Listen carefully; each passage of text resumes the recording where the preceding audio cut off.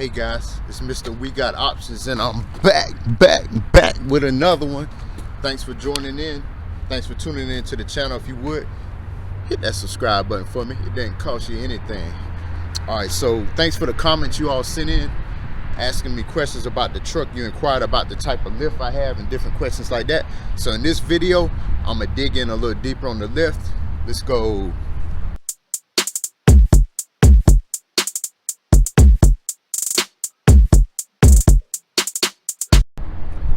Alright everybody, so first things first, this is a 2021 Ram 1500 Limited 4x4, and it's got the factory air ride. So that only gave me two choices on the lift at the time I was doing it. It was either the 5-inch rough country lift for this specific truck or the BDS 4-inch lift. Those are the only two choices I had. And on this lift, I decided with the rough country. I consulted with multiple shops in my local area, and everybody kind of leaned me towards rough country. They asked what type of driving I did, if I had any plans to try to, you know, jump puddles, go mudding, sling the truck around in the dirt. And I said, no way, not in my Ram. So we went with the rough country. And based on a review of them over the past 3,500 miles, I just want to let you know that I'm very pleased with the 5-inch rough country lift. And if you look down below in the description down there, I'll tell you exactly which type of lift that I chose. All right, let's take a look underneath.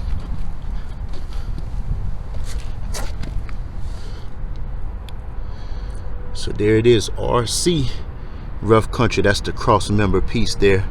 One thing I want to mention to you all is, when you have the shop install your lift, I would get them to save all of the components that come off the truck. That was my plan here. They actually have to do a cut across that brace there in order to put that cross member on there, and I got them to save all the pieces. All you need is a good welder. They can put it back on, and then the truck can be returned to stock. So that's just a tip that you might want to think about. All right, so a little bit more detail about the truck. Like I mentioned, it's got the factory air ride. You can see that huge air cylinder right there.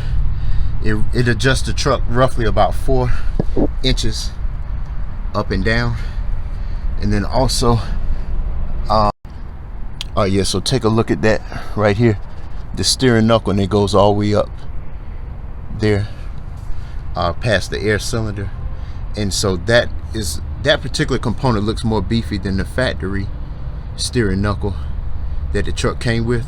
And this particular package, it asks you if you have the 22-inch factory wheels, which is a beefier components come in the kit when you select that version, since that's the version my truck was.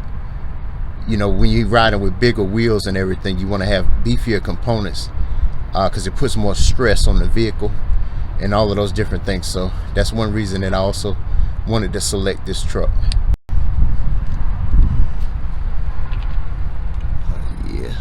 So just want to give you a good look around there. Yeah, one thing about Ram, I'll say, they love to put their part numbers on everything, which is pretty neat. So if you need to replace them, it makes it pretty easy. So a lot of these stickers on various components underneath here.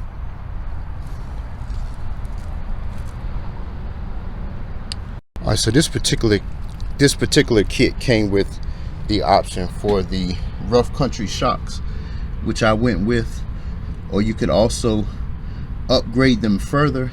Yeah, based on the type of driving I do, this truck is what I call a pavement princess. It stays on the road, I'd say 99% of the time. So that particular shock is working great for me. I don't have any complaints about it. And there's times, depending on what speed I'm going, what road I'm on, it feels, I say, within about 90% of what the factory air ride was before I got it lifted. So I'm very pleased with it. All right, so let's climb underneath the rear end here.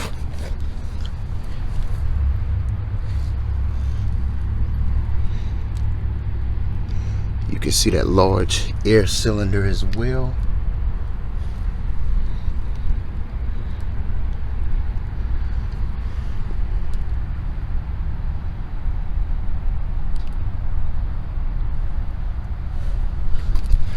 And then let's come around.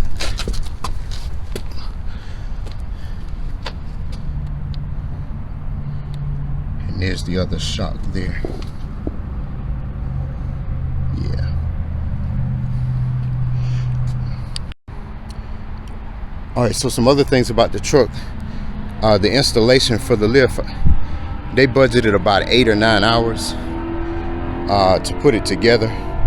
And you know, I didn't want them to rush, so I left the truck with them they had it for about a week, because they were doing the wheels and tires, the lift, and then I also had them to do the well, not really underglow, but the rock lights that I use in each wheel well and underneath the truck as well. So you want to kind of figure that. And then also I let the same shop that was installing the lift kit, allowed them to purchase it. It's not really worth it trying to save a couple dollars.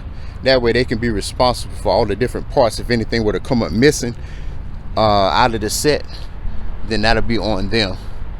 So that's a recommendation as well.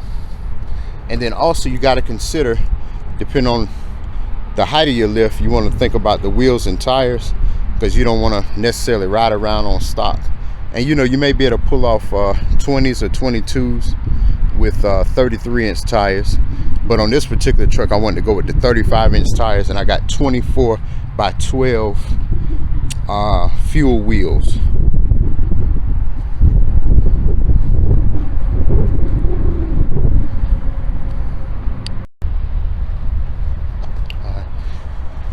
And a lot of you are very observant. You were asking if the lift was 6 inches or more. So this particular lift, like I mentioned, the rough country, is a 5-inch lift, okay? All right, so other things that affect the lift of the truck, it has the factory air ride that I mentioned. So you're able to go off-road 1, which is 1 inch above stock ride height, off-road 2, which is about 2 inches above stock ride height. And then also, when you change your wheels and tires, when I went to these 35-inch tires versus about 32.5-inch tires that came from the factory, and that 35 inch is a nominal circumference. It's actually closer to about 34.5 roughly. So if I go from a 32.5-inch factory tire to a 34.5-inch aftermarket tire, that's about 2 inches difference, and you divide that by 2 and it tells you that it's going to add 1 more inch of height to your ride. So basically you got a 5-inch lift, you got 1 inch extra from the wheel and tire package, and you got 2 more inches from the air suspension. So all those together, the truck is roughly about 8 inches over a stock ride height. Like if you were to have like the Bighorn or the Laramie type truck that doesn't have the off-road package, then this truck right now against a stock one will be riding roughly about 8 inches higher. Since I have it sitting still, I have it jacked all the way up. Once you hit about 25 miles an hour, you can't go any higher than off-road 1. And then once you approach about 40 to 45 miles an hour, it goes to normal mode. So that's one other thing to think about too. And when you get the balancing and the alignment of your vehicle, you want it based on the normal ride height, because that's where you'll be more likely than not.